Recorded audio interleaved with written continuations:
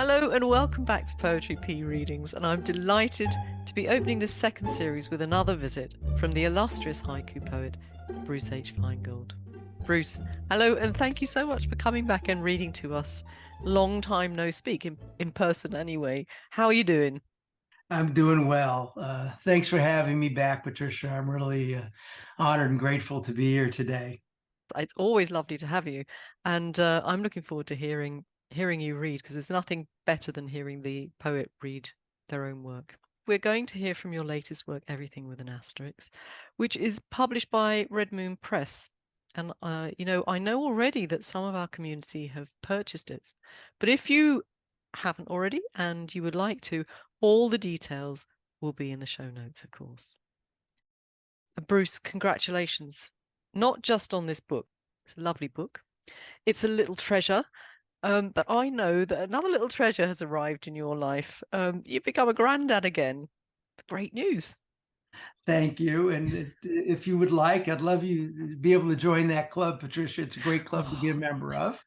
And I'm happy to share that our daughter gave birth to her first child on Thanksgiving morning. Oh, wow. Okay. Thanksgiving morning, yes. And we have a lot to be grateful for. And little Eliana, or Ellie, inspired this poem. After a long labor, a baby's crown appears, Thanksgiving sunrise. After a long labor, a baby's crown appears, Thanksgiving sunrise. Thanks, Bruce. Now, before Bruce reads his first piece to us, I'd like to read the dedication he has written at the beginning of his book. I dedicate this collection of poems written during the pandemic to my family, friends, and all who have suffered, and to those we have lost. And then, Bruce, you immediately follow this dedication with the first poem. Winter drought, our grandson safe in his amniotic sac. Winter drought, our grandson safe in his amniotic sac. Now, Bruce, this book is divided into 6 sections. So you've got a prologue, you've got Upside Down, Without Nets, Fire Clouds, Old Growth, and First Steps. And if we go back to the poem you've just read, on the surface, we've got 2 very contrasting images, the drought and the rather more fluid scenario of the amniotic sac, which, for me anyway, beautifully emphasizes the uncertainty and insecurity of the situation we found ourselves in during COVID, whilst at the end, obviously, giving us hope for the future. And I wondered if you put this haiku right after the dedication, whilst our mind is still on the COVID scenario, to give it that maximum impact, as sort of another juxtaposition, if you like. Yes, I did. Our daughter-in-law was pregnant during the harrowing days of 2020 during COVID. Mm-hmm. And it overlapped with our historic drought and our terrible wildfires in Northern California. Mm. You know, in our verdant San Francisco Bay Area, which so many people love, has really become more desert-like. And personally, we lost a beloved uncle and a close friend in Manhattan in the first month of COVID. So I wrote this poem in the early days of COVID, before there were vaccines. And we would visit in our backyard with our son and our daughter-in-law mass when she was pregnant, and we'd be 10, 15 feet apart. And as you said, safety and security were really tentative. I think we probably all remember how frightening it was the first couple of months. And this poem does speak to the resiliency of the human spirit, and the expectant mother, our daughter-in-law, and our son were doing everything possible to protect their baby. Yeah, and thankfully, another safe delivery for the family at the end. Yes. Yeah. Now let's hear from the next section, which was Upside Down.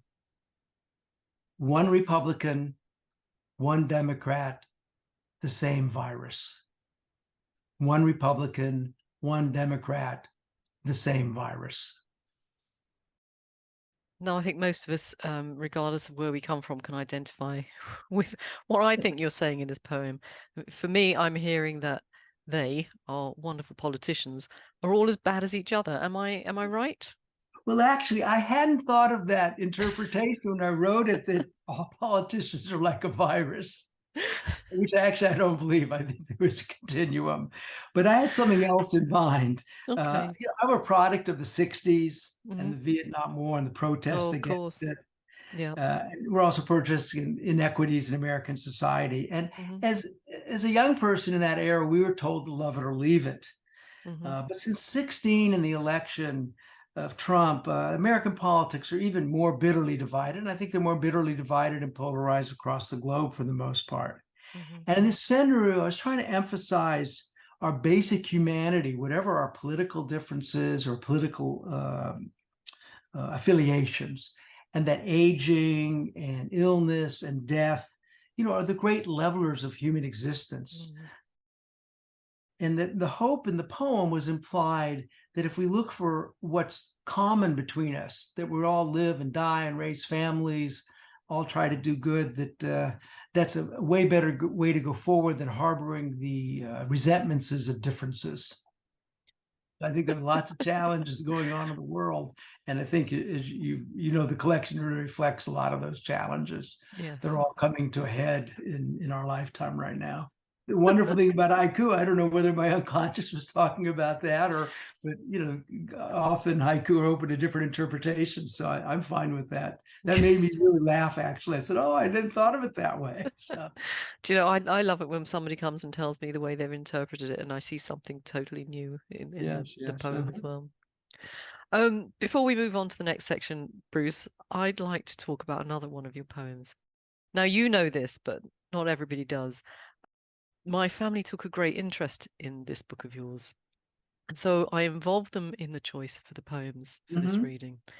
So I'm going to introduce Kelsey, my son's partner, to read one of her favorites for the podcast. Kelsey, welcome to the podcast. Thank you for having me. As I said to Bruce, over Christmas, the family took a real interest in his book, Everything with an Asterisk. And I know you chose quite a few that touched you, but I made you choose one in particular, and perhaps you could read that one to us. Sure.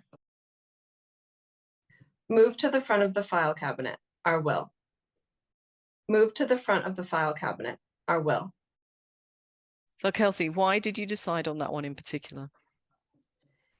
So when I was reading it, it really struck a nerve with me. I wasn't entirely sure why. It made me feel sad. I think it was just kind of a very open-ended feeling that it had to it. You don't quite have to know that it took place in COVID. You can kind of think that this is your family or this is someone that you know, and you can kind of apply your own kind of personal experience to it. Yeah, and in general, it just really struck something and made me feel quite sad. Did it make you think at all about your mortality or maybe the mortality of people around you? I don't think at the moment it did when I was reading it, but when we were kind of chatting earlier today, I realized that it was probably more deeply about my family, not about my own mortality, but thinking about kind of my parents or my grandparents. They're getting up there, and it made me think probably about them in that way. Thanks, Kelsey. That's great. Thanks very much Thank for you. coming on. Of course, thank you. Bruce, can you tell me the story behind this one? Well, it was written during early COVID, and as a lot of you know from my collection in 2020 arrhythmia, I had a very life-threatening cardiac arrest in 2016, and I think I was probably reworking some issues in our financial and wills and those sorts of things. And a lot of those papers are in the back of the file cabinet, and I moved at the front to work on it. And the poem really can stand alone, but it also, I think, speaks to the increased awareness of mortality that happened for everyone during COVID, and the increased awareness of illness, infirmity, and our own aging. Kelsey and I discussed, obviously, whether it could stand alone as a scenario or whether she felt that that she needed to know that you were writing this in the time of COVID, and And she I do felt that think it didn't. stands alone too, because it's Yeah. as we age and the infirmities of our bodies, and we have losses which are inevitable, especially as we age. We're more aware of mortality moving to the front of the cabinet. Yeah, I mean, that was it for me. The age thing, COVID brought that really front and center to your mind, didn't it? Particularly if you were of a certain age, and as you said, you had the sort of the frailty or the experience of the cardiac arrest. It really brought to the forefront of my mind, I need to be careful, and are all my affairs in order, which thankfully, hopefully, they are. Beautiful And piece of work. it was a poem that was included in the Red Moon anthology of the best English language haiku in, I guess, 2020 or 2021. Yeah, and deservedly so. So the next section that you have in the book is without nets. And I think, and again, maybe I'm misinterpreting, so put me straight. I find this section often has poems that feel like we've had our legs cut out from under us, that life's a little bit weird, a little bit strange. And I'd like to read you one of my favorites, and perhaps you can read it after me so we can hear you read it too. Lazy August Day, my grandson's long conversation with Big Bird and Buddha. Yes, this is my Senru haiku with a tribute to innocent wisdom and to our grandson, who's now 2.5, Ronan. And he was in the stage of babbling when I wrote this poem. And it was a lazy August day. It was 2020 or 2021, actually.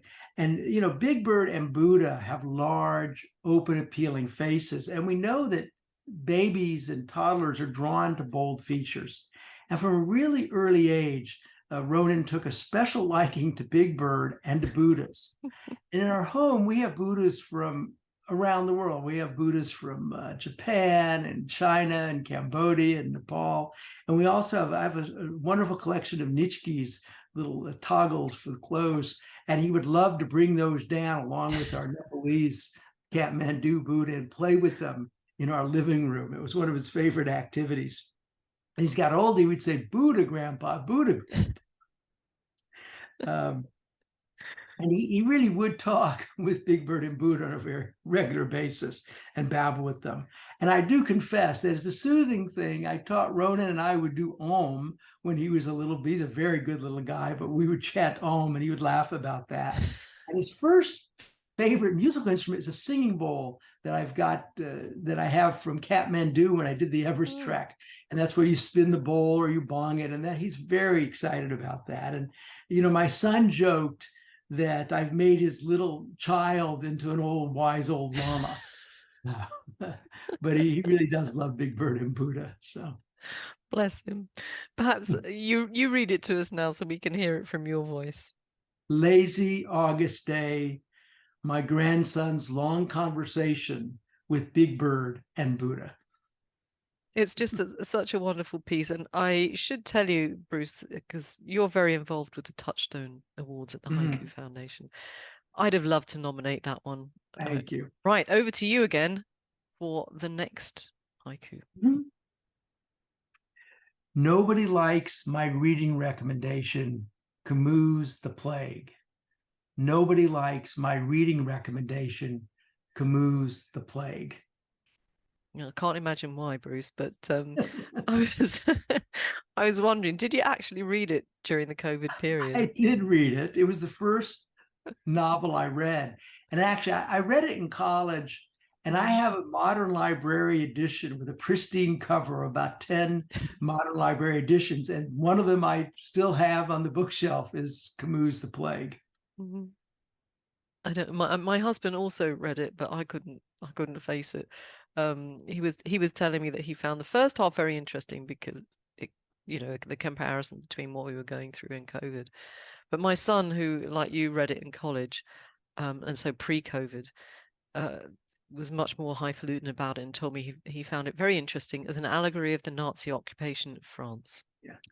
And your husband and son are both right. There are incredible parallels between what Camus describes as a great observer of human society and people Especially, he describes a heroic doctor who's selfless and works really hard to save his community and protect his community. On the other hand, he also Camus describes a lot of cowardice and selfishness and fear that drives people. So it was very inspiring in that way.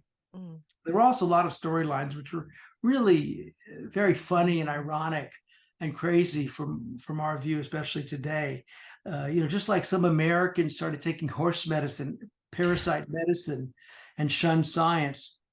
There's a great section where Camus describes, or the community had an idea that peppermint lozenges would protect you from the plague. And so there was a run on peppermint lozenges. They went for an incredible amount of value of money, currency, whatever it would be in the French Algeria in that poem. And your son is right. It was published in 1947, it was written during the war, and Camus was in the French underground and risked everything. He was very courageous in that way. And in that way, the book really inspired me around helping my family, helping my patients, especially to help protect them, help them cope, help them get good scientific information to try to make good decisions of how they wanted to deal with COVID. So it was, and the endurance that Camus describes in the book really, again, inspired me about how this COVID is the pandemic's a long process that we're all going through together. And I did recommend it to several family members and friends, and everybody shunned it just like the play. Not one person read it. So. Yeah, so I'm with the others. I'm with the people who shunned it. I'll get to it eventually, but not just now. Now, the next part, fire clouds. You spoke very briefly a little while ago about the situation you found yourself in the San Francisco area with the fires, the natural fires. And I'm guessing this next piece that you're going to read to us was inspired by that. So yes. Over to you. A crow perched on the blackened branch, fire clouds. A crow perched on the blackened branch, fire clouds. These are natural fires. We have them in Spain. When I've seen them in Spain, the fire clouds themselves are very black. Is that the same where you are? Yeah, it's this new phenomena where they get tremendous, they look like an atomic bomb explosion in the sky. And the poems from this section occurred in the autumn and winter of 2020 when COVID was at its peak. There were wildfires, and the smoke in the Bay Area, all Northern California, was just terrible for weeks and weeks. It was our air was as bad as Beijing for about a month. Yeah. Presidential election was at a fever pitch. And during that period, a very dear friend of ours died of a sudden heart attack. And this section ends with the title poem, 2020, Everything with an Asterisk. Yeah. And on September 20th, 2020, now known as Orange Wednesday, Northern California was shrouded in the smoke during these terrible wildfire periods, and it induces pyrocumulus fire cloud. And the sky turned an eerie orange at 10 in the morning. I have a photo of it, which I can email you if you'd like. And, I've witnessed historic drought, wildfires in the last 10 years. And, I've seen the shrinking glaciers in the Himalayas, in your neck of the woods, in the Alps, and in our Sierras. But this was a very visceral moment, not just for me, but for many Californians especially. That climate change and climate disaster isn't in the distant future, that it's now. And I wanted to talk about the way you put this poem together. A crow perched on the blackened branch, fire clouds. There's lots, for me, the images are key. It's dark and dismal, not quite gone over to sinister, but it's getting there. And I love the reiteration of the idea of the color black. So I just wanted to ask you, yes, it's written from experience. In general, it's written from experience. But was there an actual crow on a blackened branch, or did the idea of this haiku is an homage to Basho's crow haiku. Yeah. And in Okay. my mind, it's contemporary interpretation of what it means to be human right now. Mhm. And it's a little different than Basho's poem. You know, Basho's poem juxtaposed the withered dark branch, the crows in dusk. And my poem does the same, but it also adds this eerie orange day of the fire clouds. And I also think it links the black crows and autumn, the existential issues that Basho talks about being human, with our times, wildfire, climate disaster, which I think adds depth to the poem. Mm-hmm. So it has this extra image of these, the black, the darkness, with this very eerie orange of the sky. And actually, there were really crows, but I have a confession, it was not on a withered branch. They were on the power lines walking up our street. There were crows on the power lines of this eerie orange, scary, frightening day. No, but I think you've explained to us why it works so well. As you say, is that the homage works so well.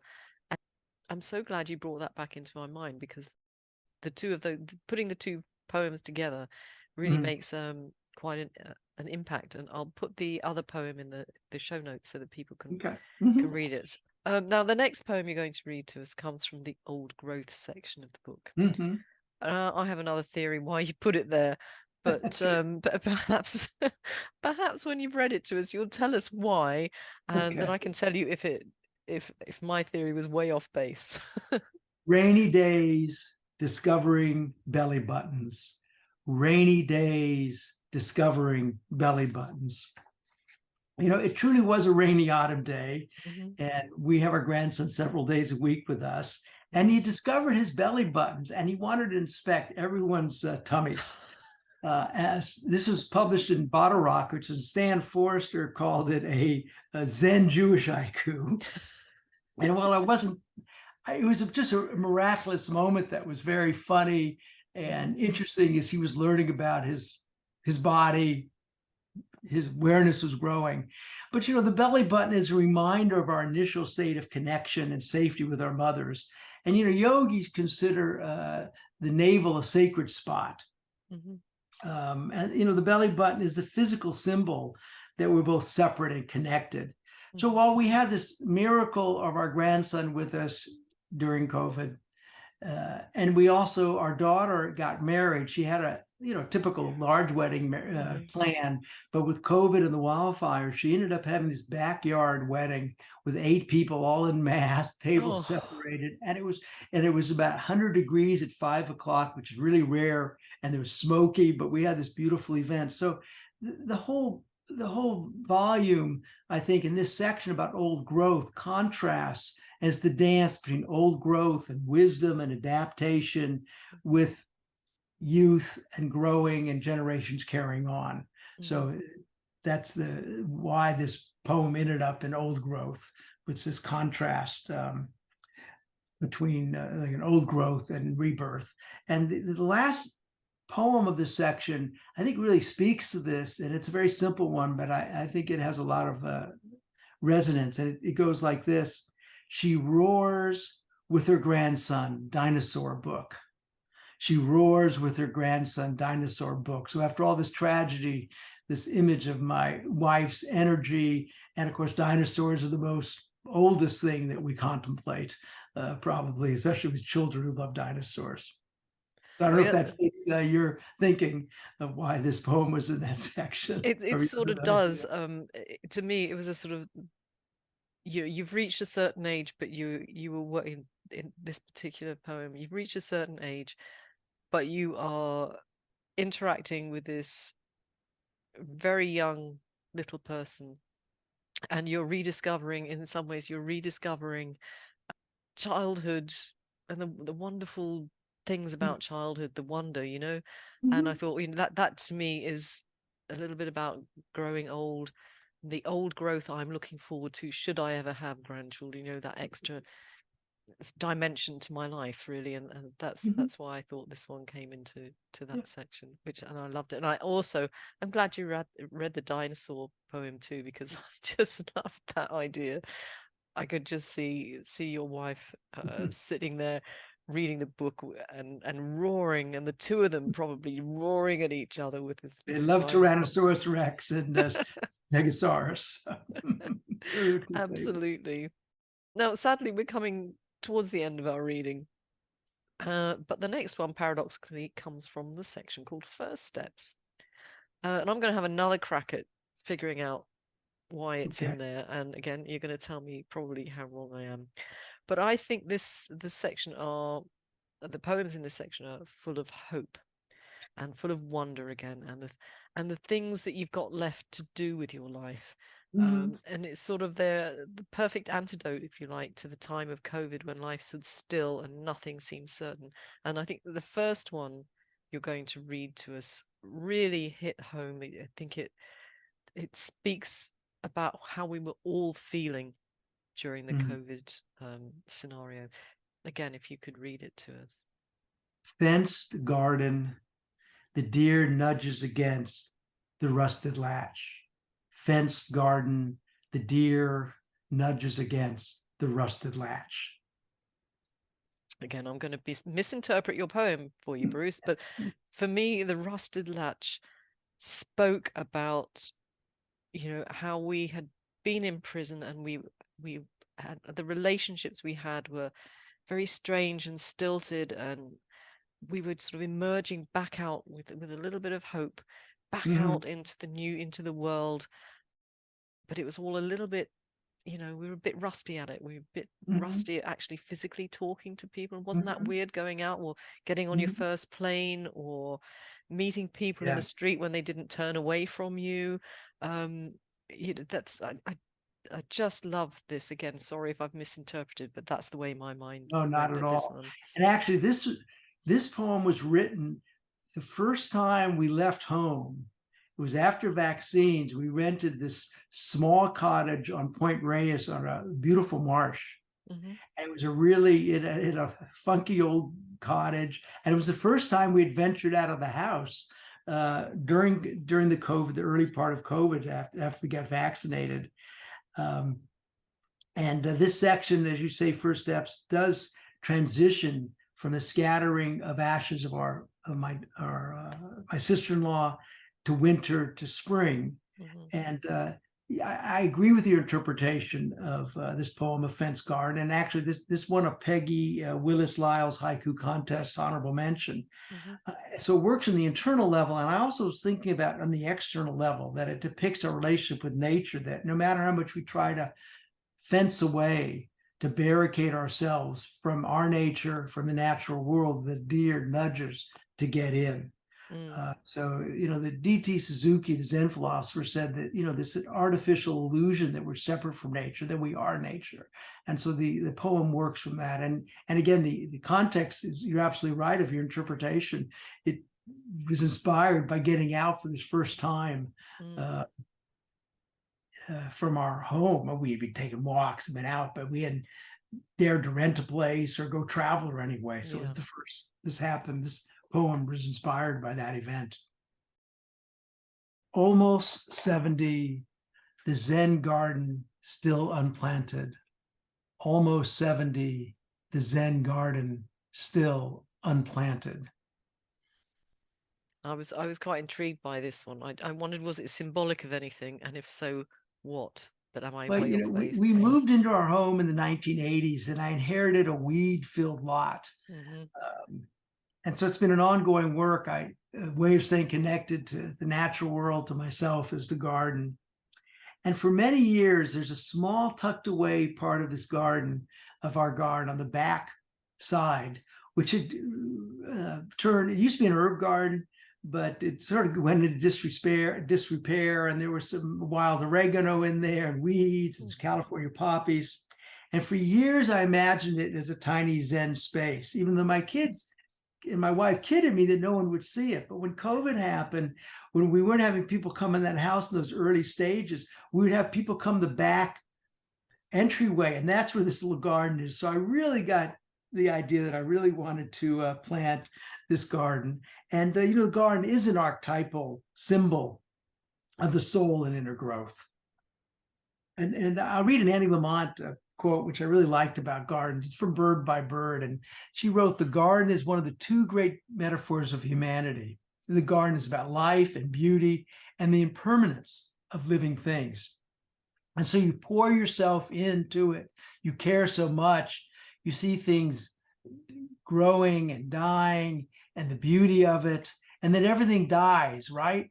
But you just keep doing it." And, the garden for me and Buddhism is a path towards accepting that we're all unplanted and the impermanence that we all face, and that true happiness is living in harmony with our natures rather than fighting against it. And I'm really grateful to say that actually this winter, with some help of these two wonderful young women landscapers, we did plant this area in a little Zen garden. And there's an azalea for spring color, a white azalea. And there's a miniature maples, and maples represent autumn and impermanence and beauty and endurance. And then I have a bonsai cypress, which in Buddhist thinking represents eternal life, as they're all nested amidst lichen covered stone and a Buddha in the garden. Oh, that sounds So beautiful. I did plant my garden. So thank you for that, Bruce. And Bruce, you know what? We've sort of nearly finished now, and it's been a real pleasure to talk to you again and to hear you read your work. And just to tell everyone, I can highly recommend this book. As I said to you when we were planning this chat, I was having trouble actually getting time to read the book myself, as my family kept picking it up and heading off to their rooms and reading it. And then they came back and they were sharing examples, and I've already read two of them.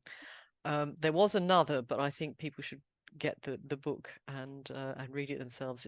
I'll just tell you, Bruce, it was the toilet roll one. They absolutely love the toilet roll. But anyway, so Bruce, as I said earlier, details of how to get hold of this book will be in the show notes. But if people would like to go straight from this reading and buy it, where's the best place to go? They can email me at haikubruce@gmail.com, or they can visit my website, which is haikubruce.com. And you can shop online, or you could email me too. Okay. Thanks, Bruce. And to close the podcast today, could you please read one last poem for us? It was chosen by my daughter, and it means a lot to us because robins were my mum's special bird, and we lost her during the time of COVID. And this poem gives us a lovely warm feeling. Thank you. Robin's song, "The First Morning Without Him." Robin's song, "The First Morning Without Him." Thank you, Patricia. I'm really honored and grateful to be here, and I always enjoy chatting with you. It's always really a lot of fun.